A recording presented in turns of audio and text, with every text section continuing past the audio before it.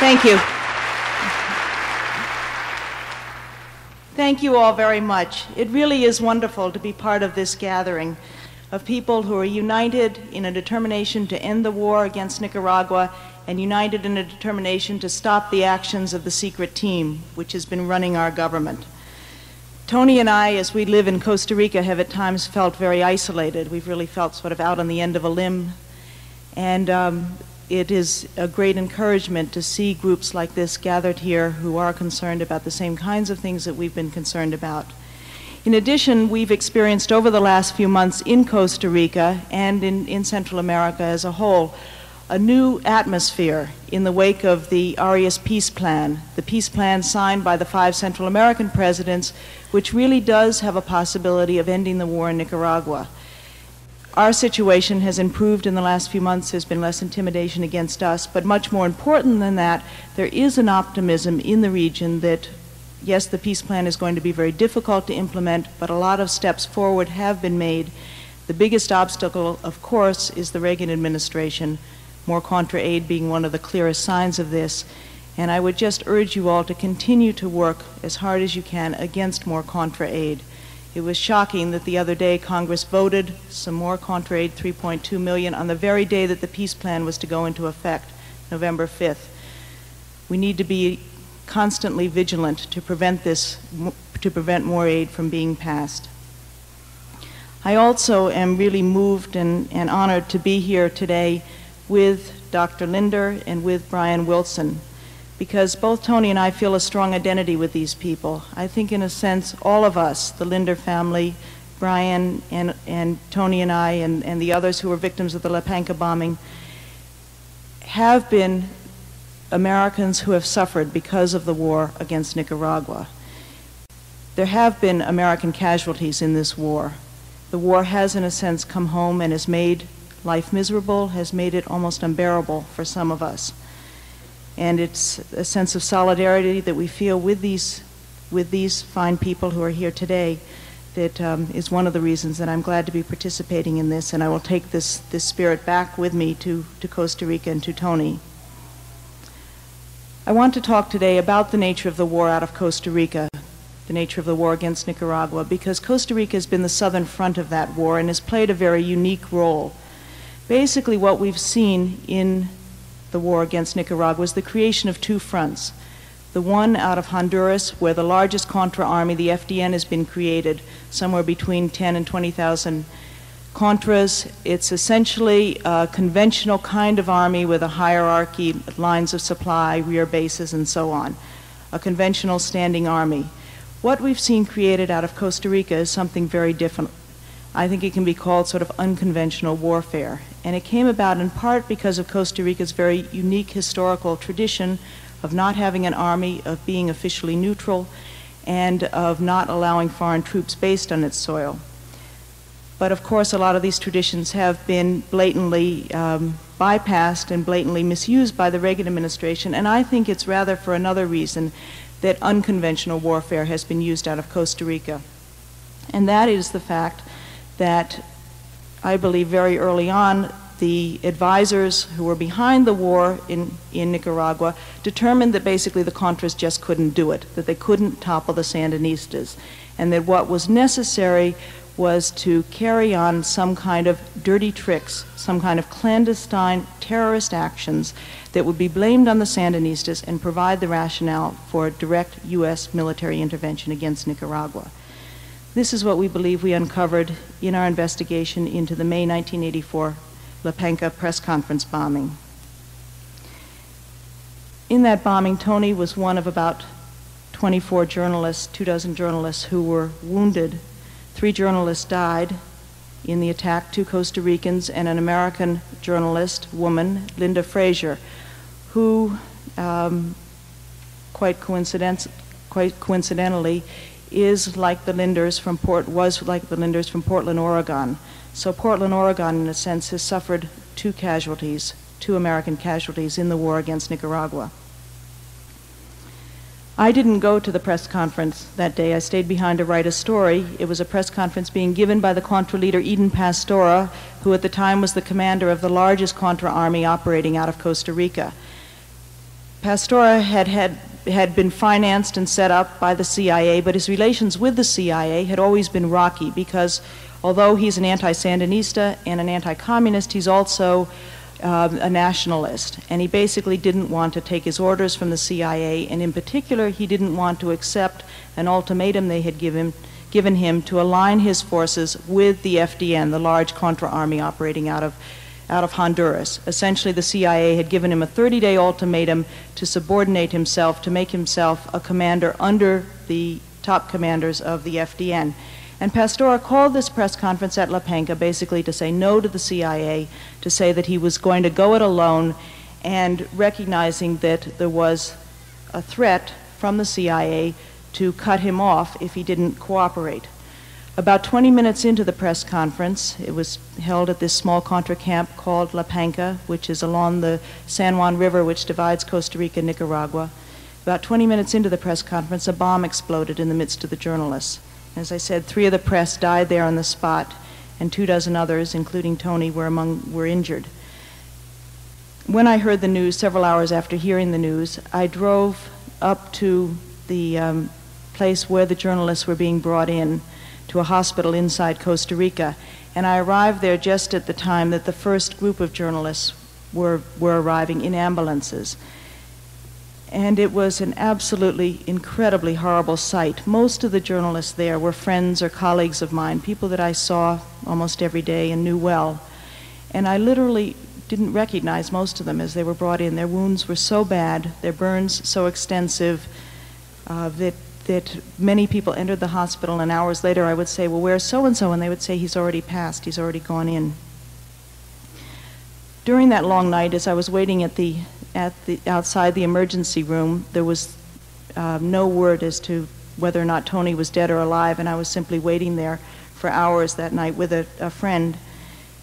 During that night, I noticed that sitting near the entranceway, the swinging doors going into the emergency room, just on the outside, was a man in a wheelchair in a white hospital garb with a beard, chain-smoking cigarettes.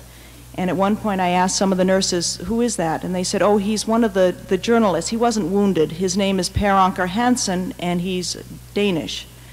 And I said, oh, well, I didn't know him, so I didn't go up to speak with him. But then several times during the night, nurses came up to me and they said, are you the woman who's come for Panca Hansen? He says that he's expecting a woman to come and take him away. And I said, no, I'm waiting for my husband, and sort of dismissed them. Well, it wasn't until dawn, about 6 a.m., that Tony finally arrived in the last ambulance, and it was clear when I saw him that he was badly wounded but was going to live. And I remember noticing as he was wheeled through on the stretcher through these swinging doors, that this wheelchair with the Danish journalist in it was now empty.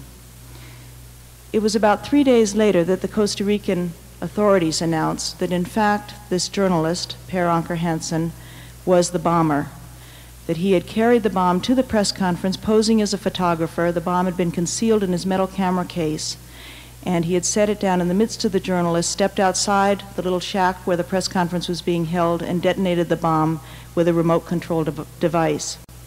He had managed to leave the hospital in the early hours of the morning and disappeared. Still to this day, and it also turned out that his passport was stolen, that his true identity was not Panca Hansen, that was a stolen passport, and that the agency he claimed to be working for, a French news agency, doesn't exist. Still to this day, we don't know where he is, but he's still at large. But we think because of the investigation that we and the work that other people have done over the last few years, we are convinced that we know his true identity now, and we know some of the places where he's been living over the last few years. Tony and I quickly determined that it was both a personal commitment and a professional commitment to try to get to the bottom of who was responsible for this bombing. And we set out to do so. The first thing we noticed, really within hours of the bomb explosion, was that for some curious reason, there seemed to be disinformation appearing in the press. And when we began to get to the bottom of it, what we found was that journalists in Washington had begun literally within about 8 hours of the bomb blast, before even all the victims had arrived at the hospital, to receive calls from people in the government in Washington, including a very interesting outfit in the State Department known as the Office of Public Diplomacy, which is was headed by Oliver North, and is basically a disinformation outfit. These calls from people in the government to the journalists in Washington said, listen, we can tell you who was behind the bombing. It was done by the Basque separatist organization ETA on behalf of the Sandinistas. Well, these good Washington-based journalists, unfortunately, some of them were skeptical, which was good. Some of them ran with the story, which was unfortunate. And several days later, these same sources came back to the same journalists who bit this story and said to them, listen, we can give you the identity of the bomber. They said, his name is Lahua, and he's a Basque terrorist. Well, it didn't take much investigation to find out that, yes, indeed, there is someone named Lahua who is a Basque terrorist. But what Associated Press found out in tracking in Europe, they found out that this Lahua was living under house arrest in France and had been for 6 months and was through the period of the bombing. There was no way he could have been in Central America.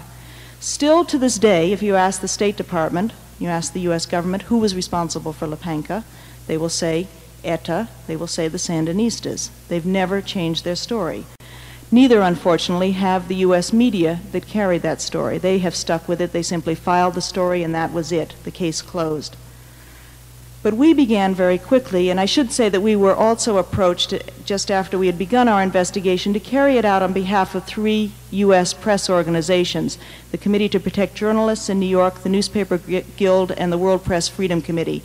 And they were extremely supportive in terms of a small financial grant and lending the weight of their organizations to our investigation.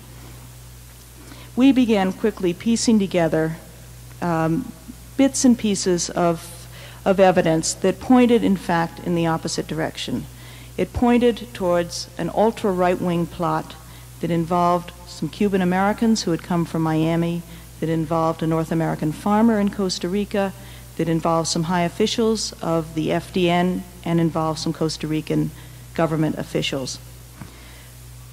What we found in talking with people was that there had been a group of Cuban Americans who came to Costa Rica from Miami in mid-1983.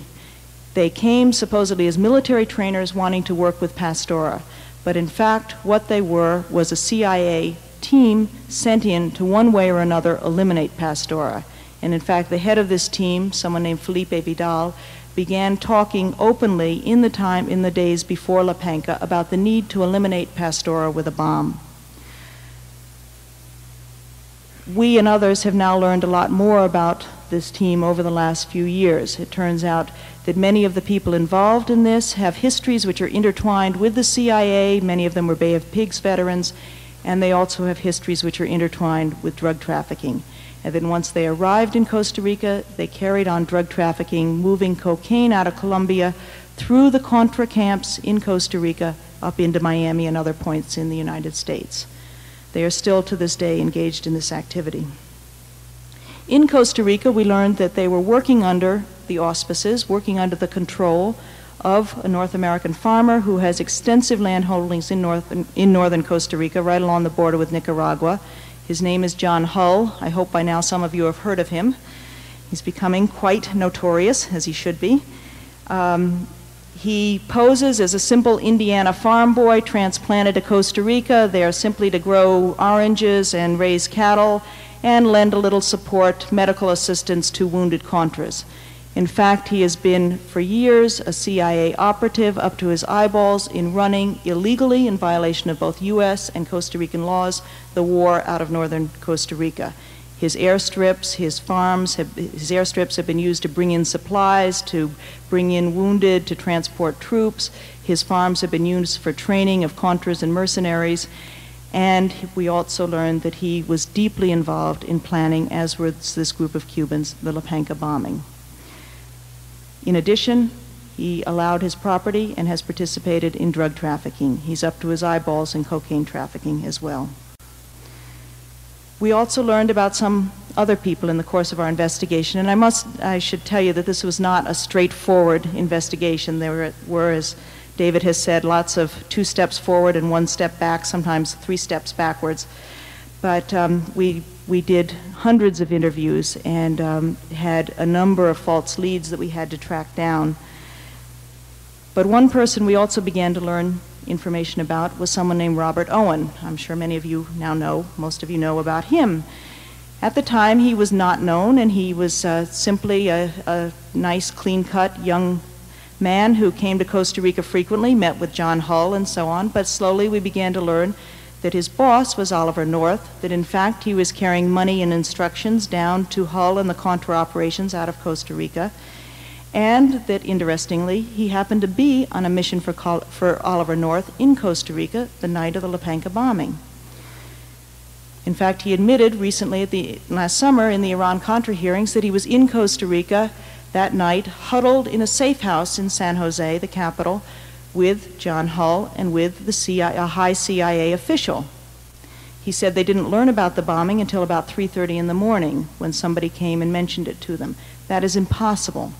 Everybody in the country knew about the bombing by about 8 o'clock that night. It was being broadcast live on the television. The U.S. Embassy, on radio, excuse me, the U.S. Embassy was being bombarded with calls, as was the Costa Rican government, and inquiries about what had gone on. There is no way on earth that John Hull and the CIA, a high CIA official in the country, would not have known until 3:30 in the morning. So we have a lot of questions we'd like to ask Rob Owen and the others about what they were doing in that safe house and what precisely was his mission from Oliver North. We have a lot of suspicions about that. We also began to, of course, in the course of our investigation, work closely with Eden Pastora, who, interestingly, in the hours after the bombing, did blame the CIA. His first reaction was to say this bombing came from the CIA. But then he began to change, and he moved to a position for a long time of saying it could have been my enemies on the right or my enemies on the left that were responsible.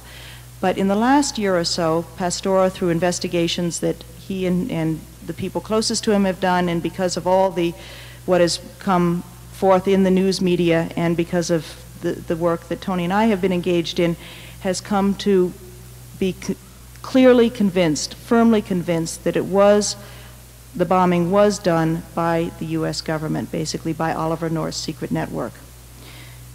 Eden Pastora gave 7 hours of testimony recently, a couple of months ago, in a deposition for our legal case. He gave it in San Jose, and it was really an incredible amount of information and an incredible statement from him. And I wanted to read to you just one passage when he was explaining his analysis of when it was determined that he should be eliminated. What he said was that in the months leading up to Panca, when he knew that there was this CIA pressure on him, he solicited permission to go to Washington to try to explain his position, that he was a neutral, that he was a non-allied person, that he was a nationalist, that why he was opposed to working under the direction of the FDN. And he wanted to go to explain it to the bosses in Washington, basically to the top people at the NSC.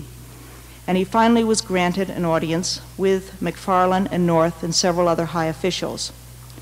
And Pastora said in his deposition to us, he said, "I think it was there at the White House in Washington that my death sentence was signed, when McFarlane knew that we weren't going to be easy to rein in. It was in the White House. McFarlane had an imperial attitude. I felt like I was talking to the representative of an empire. Later I heard that Oliver North had said he was sick and tired of us, that he was annoyed with us, and you know what empires do with annoying people."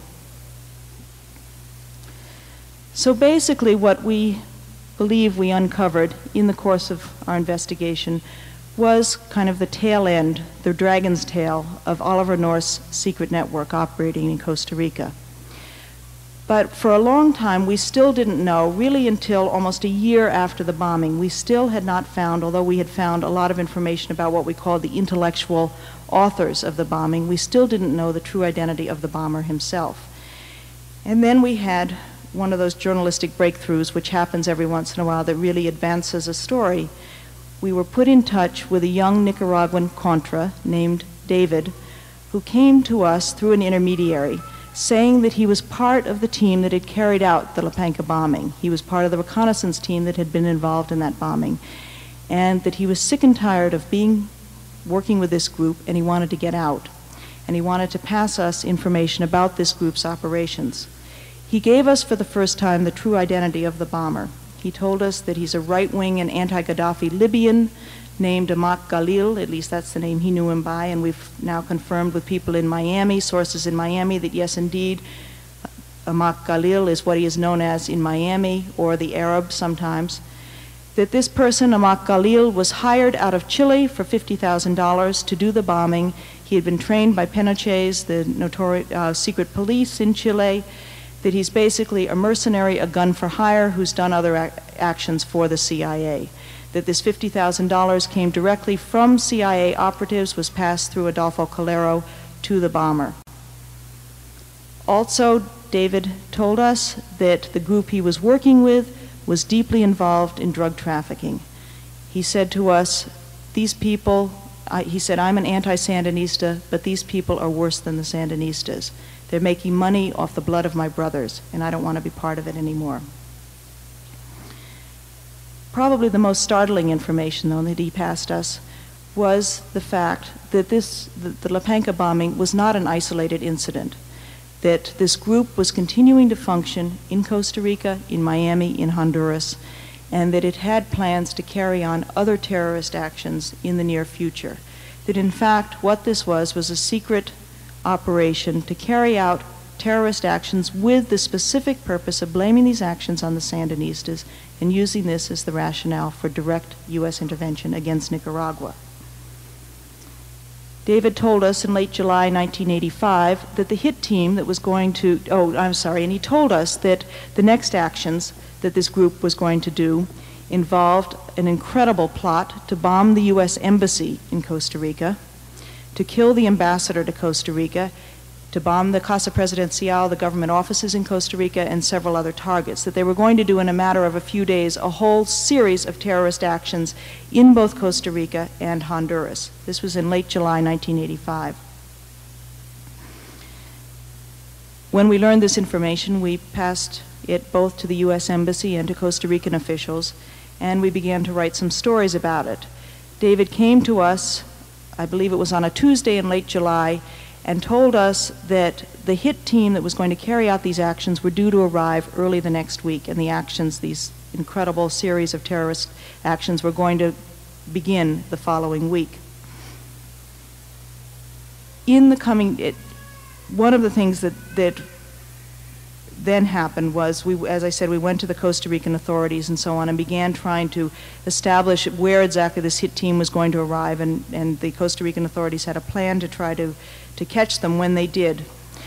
What we found that was most shocking was that after, literally the morning after we received this information from David that the hit team was going to arrive the following week, we picked up our New York Times when it arrived in the morning, opened it up, and there was a front page story in the Times quoting U.S. intelligence officials out of Washington saying that the U.S. government had issued a warning to Nicaragua, to the Sandinistas, because they had information that in the coming days the Sandinistas were going to hit American targets in Central America, in Honduras, and in other countries. This was absolutely chilling news, because we still believed at that point that maybe what we were dealing with was simply some kind of renegade operation in Costa Rica. But the fact that this appeared in the New York Times and in other major media, quoting intelligence sources out of Washington, showed that in fact we were dealing with an operation that went right to the top, that went right up to high officials in Washington, that this wasn't some runaway operation, but it was something that was very carefully planned and orchestrated. Unfortunately, what happened in the coming days was, as David was trying to pass us more information, he was detected by John Hull and other people working with his group in Costa Rica. He was kidnapped, taken up to John Hull's farm, and we were later told by Costa Rican authorities, tortured and killed. His death has been something which has been one of the reasons that we've kept going in our investigation. We feel that it's extremely important that he not have died in vain, that the information he was trying to bring to light be made public, fully public, and that this operation be stopped. What happened to us in the coming days was that we got first wind of the fact that David may have been kidnapped because we received our first death threat. It was a telephone call to our office, and then in the coming days we received a number of other calls basically saying to us, don't say what you know, stop your investigation or you will die. It was aimed at Tony and myself, the other people in our office, and another person who had been the go-between to David, a young Costa Rican named Carlos Rojas. We had cars begin to pass our house without license plates, and Carlos's house without license plates with two-way radios. Some of those cars we managed to track later because we saw them with license plates on, either working for the Costa Rican Ministry of Security or the U.S. Embassy. We decided that what we needed to do very quickly was to try to make the findings of our investigation public, because we felt that sitting with the information was, when they knew we knew what they were up to, was really our most vulnerable period, and we had to quickly get out the information, and also we had to very quickly get Carlos, this go-between, this source of ours, and his family out of the country. So we managed to take him in August 1985 into exile. Tony took him to another country in exile, and we, in September 85, published the findings of our report. Immediately, we named several people as being involved in the Panca bombing and drug trafficking and so on. Immediately, John Hull turned around and sued us for libel. To defend yourself against libel in Costa Rica is extremely difficult. You basically have to prove in court what you have said journalistically. We had said 4 things about Hull, which he didn't like. We said he worked for the CIA, that he was involved in the Panca bombing, that he was involved in drug trafficking, and that he was working with these ultra-right-wing Cuban Americans. He sued us in October 85.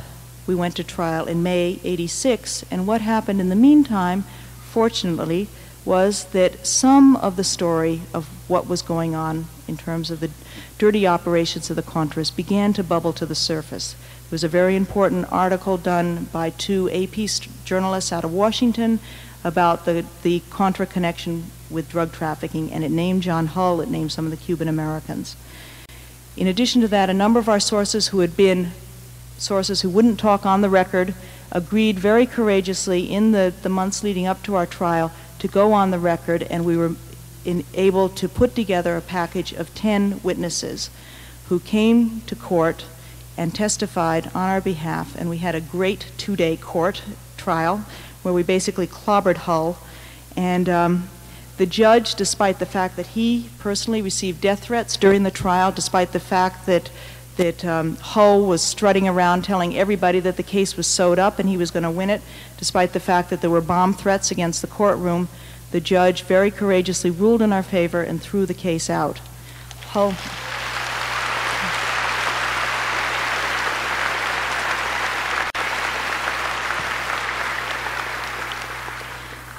John Hull sulked out of the courtroom saying he was going to appeal, which he did. He appealed to the Costa Rican Supreme Court, and a month later the Supreme Court threw it out.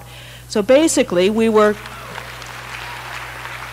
vindicated, and most importantly, our research was vindicated in a case in Costa Rica.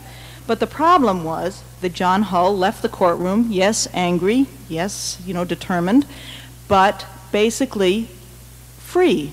And he got in his pickup truck and drove back up to his farm, and it was business as usual. Arms in, drugs out, Contra activities, the war against Nicaragua out of his farms. So it was at this point that we realized, in fact, we had been thinking about it for a number of months beforehand and talking about it, that really we needed to do something else, that the secret team was continuing to operate, and we had talked with people in Congress. Basically, at this point, May '86, there was no interest in Congress. We had battered the press as much as we could, and were getting very few stories out. The U.S. Embassy was hopeless, was closed to us. The ambassador had called us traitors to our country when we made our press findings, our La Panca report public. And the Costa Rican authorities, who had been helping us, basically came to us very pathetically and said, look, we're up against the CIA. This operation is too strong for us. I'm sorry, we can't do anything. So we were essentially left very much alone, and it's at that point that we hooked up with the Christic Institute, and it's been a unity which has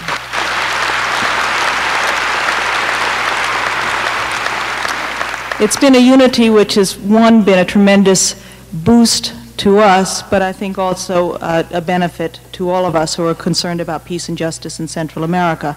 Because what we found in talking with Dan Sheehan and the others at the Christic Institute was that they, in fact, had been engaged in an investigation as well into the secret team. And while we had been looking sort of from the ground up out of Costa Rica, tracking this trail which led up to the White House, they had been investigating from Washington down. And what we sort of found was that our two investigations met in Miami. And it is in Miami that we have filed our lawsuit. And I would like to end at this time, and this is the part of the story that Danny will pick up when he speaks in a few minutes. But I'd like to thank you all very much for hearing me.